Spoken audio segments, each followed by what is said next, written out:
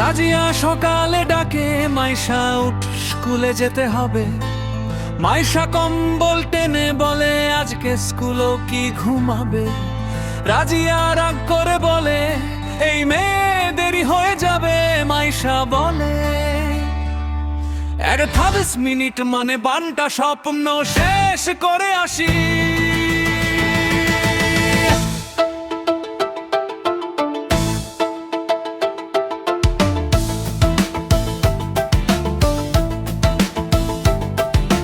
রাজিয়া রান্না করে, মাইশা বসে বসে রিভিউ দেয়।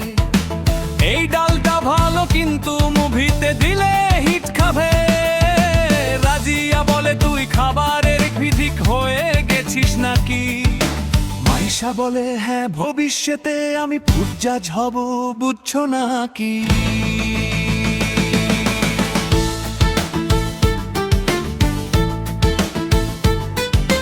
রাজিয়া বাজারের লিস্ট নে, মাইশা লিখে বিশাল বই। চকলেট, আইসক্রিম, পিৎজা, কেকার, একটা ড্রাগনও ভাই। রাজিয়া দেখে বলে, এটা বাজার না, এটা ফ্যান্টাসি গেম। মাইশা বলে, লাইফটাই তো গেম, আমি তো প্রো প্লেয়ার। রাজিয়া বলে, ফোনে রাখ। মাইশা বলে, একটা ভিডিও শেষ করি।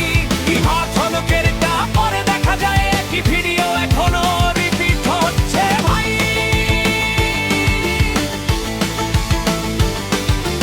রাজিয়া বলে, তুই কি টাইম মেশিনে আছিস?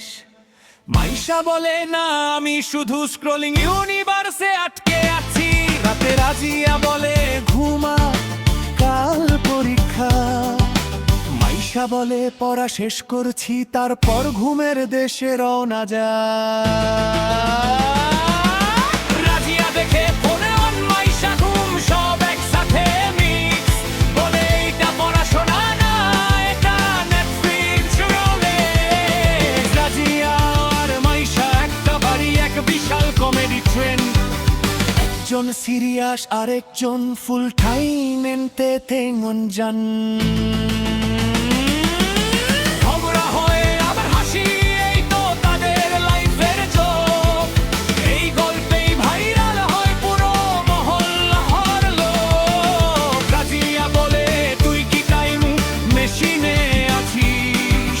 মাইশা বলে, না, আমি শুধু স্ক্রলিং ইউনিভার্সে আটকে